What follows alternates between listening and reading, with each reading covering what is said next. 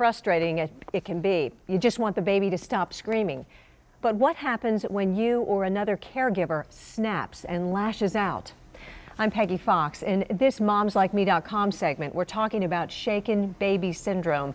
And with us to discuss the problem is Annette Cooper with Family Magazine. Annette, thanks for being here. Thank you for having me. I know your June edition has an article about shaken baby syndrome in it. We do. And how to avoid it, what to look for. So tell us, Annette, how widespread is the problem and what ages does it affect?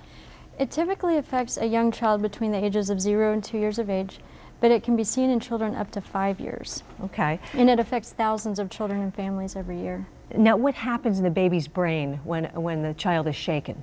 Well, you have to remember that a baby's head is disproportionately large and they have a weak neck. So whenever you shake the baby, the brain will go back and forth in their head and cause bleeding and brain swelling. It can be traumatic. Yeah. It can cause permanent damage. It can cause death, in fact.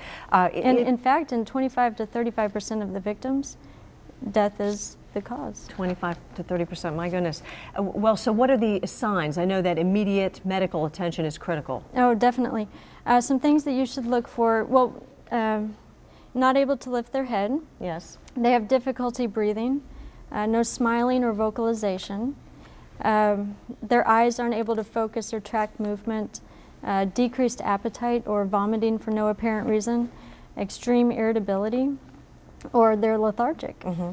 But bottom line, if you notice any symptoms, like you said, seek immediate medical attention because that's critical in saving your baby. Absolutely.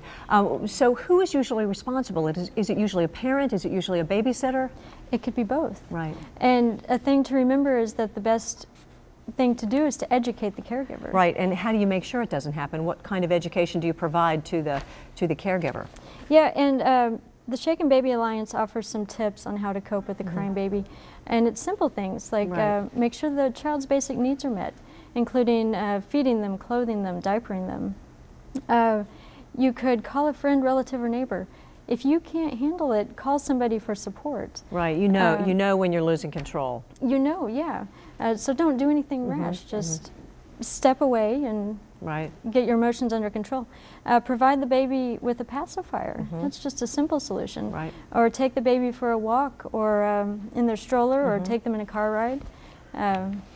But if you can't handle the situation, put the baby somewhere safe, such as a crib or stroller or swing. Step away from the situation until you can get your emotions under control. You know, and that's valuable advice continuing on through parenting, you know. But I remember the days, you know, when my children were babies and the crying would start. You really have to just remember that babies are supposed to cry. Yeah, that's their job. Crying is not going to hurt them. And that's the only way they're able to communicate what they need. And sometimes you have to let them cry if there's no way to pacify them and they're crying. Yeah, and it can be hard if you're standing out and you just have to let the baby cry.